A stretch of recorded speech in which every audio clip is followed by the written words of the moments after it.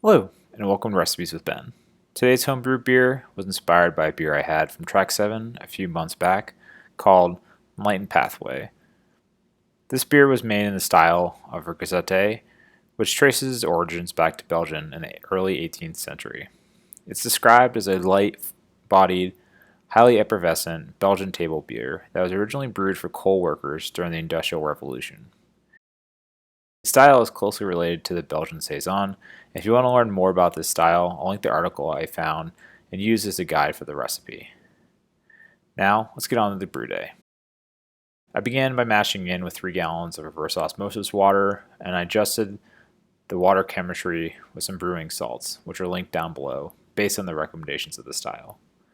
It's then recommended to either do a step mash or a single infusion, which I did at 147 degrees Fahrenheit. Now for the grain bill, it's traditionally made of pale 6-row barley, flaked wheat, and then wheat malt. So my grain bill that I used was made up of 70% distillers malt, as it was the only 6-row malt they had in stock at the homebrew store, and then 15% flaked wheat and 15% white wheat. I'm using the brew in the bag method, so I added all my grain to the kettle all at once I hit my strike temperature, and I stirred the mash to break up any dough balls. During the 60-minute mash, I stirred the grain about every 15 minutes to ensure uniform heating, and then after about 60 minutes, I removed the grain bag and let it drain into the kettle.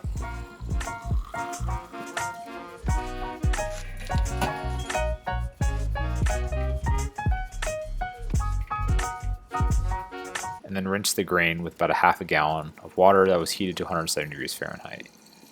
After squeezing the grain bag and allowing the liquid to drain, I transferred that to my brew kettle and started the boil with 2.9 gallons of water. I then took a small sample to get a Preboil Gravity, where I first cooled the sample by placing it in the freezer until it reached 114 degrees Fahrenheit, and then after adjusting for temperature, I got a Preboil Gravity of 1.036. While the sample was cooling, I then turned the switch on the kettle to heat it up to 212 degrees Fahrenheit to start the boil. I boiled for a total of 60 minutes, but 30 minutes into the boil is when I added my first hop addition, which was a half an ounce of Perle, which has a flavor profile described as spicy, herbal, and sometimes almost minty.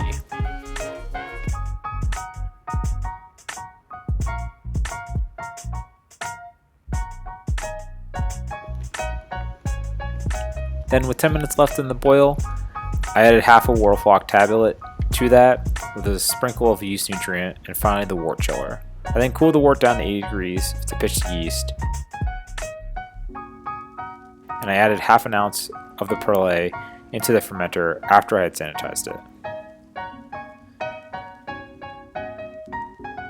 The reason for the higher fermentation temperature is because of the yeast variety that I chose, which is from Omega Labs. The strain that I chose was OYL-033, or Jovaru Lithuanian Farmhouse ale yeast, that has a preferred fermentation temperature of between 70 and 95 degrees Fahrenheit. These character that imparts on the beer is described as citrusy esters with an almost pithy lemon to black pepper character, but it also has some restrained phenols.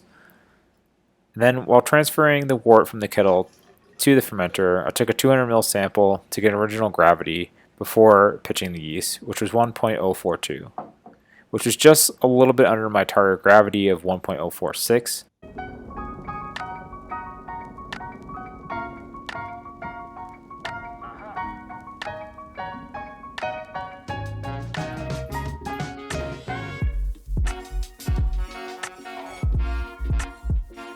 After pitching the yeast, the fermentation kicked off within a few hours, and then after about 6 days, the fermentation had slowed, so this is when I added to the fruit.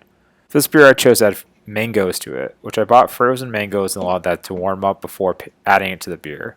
Placed the fermentation weight in a muslin bag, which was then sanitized, and then I added the 1 pound 8 ounces of mangoes. I dipped everything into a Star San solution before opening the fermenter and adding the mango into the beer. I let the beer ferment for another 8 days on the fruit, and once the active fermentation began to stop, by noticing no more bubbling coming out of the fermenter, it was time for packaging, where I transfer the beer off the yeast. To do this, I removed the airlock from the fermenter and then attached the liquid tubing to the bottom of the mini ball valve on the fermenter. On the other side of this tubing was a black liquid connect that was connected to the outpost of the keg. I opened the ball valve and let the liquid drain from the fermenter into the keg. Once all the beer was transferred, I purged it with CO2 and set the PSI to 10 PSI for serving.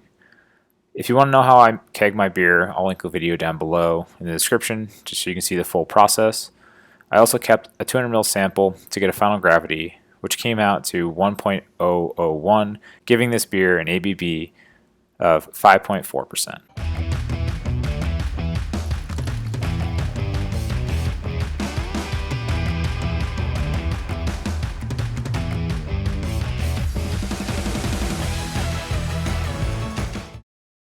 Hello, and welcome to the tasting. So it's finally time to taste this Grisette that I made. So right off the top, it's got a really nice, like thick white head. If you look at the color, it's pretty opaque, I would say. You know, it's got a pretty nice like light golden hue, more almost a straw. If we go on for the smell, right off the bat, I get like characteristics that remind me of like a Hefeweizen. That's really what I get on the nose. Yeah, like banana, like estery, and like, what's the other good one? Like clove.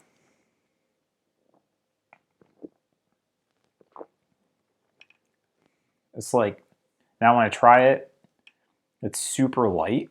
And like all the flavors clear your tongue really quickly, but it starts out pretty nicely with a nice like pithy lemon flavor.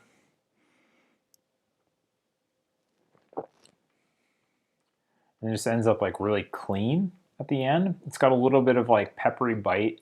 It's pretty mild. I would say it's like very, very smooth. The one downside is that although I added 1.5 pounds of mangoes, there's zero mango flavor in here. So I think the mangoes just added some residual sugars. That could just be due to the mangoes that I got from the store that were frozen. They may not have been super ripe or super flavorful. So maybe adding a mango puree or buying them when they're more in season, that would help. But otherwise, I think this beer is pretty great. It's a very, very good summer beer. It's, you know, super light body. It's very easy to drink. It's got that nice kind of somewhere in between. I think this beer, when I first tried it, was very much between like a Saison and a Hefeweizen. It's kind of like somewhere in between those two. So yeah, I think this is worth trying if you're looking for a nice light summer beer. Maybe you can add some fruit to it. It's not required for this style. If you found any of this helpful, let me know down in the comments. Give it a big like. And if you're new to the channel, please subscribe so you don't miss the next one. And I'll see you in the next video.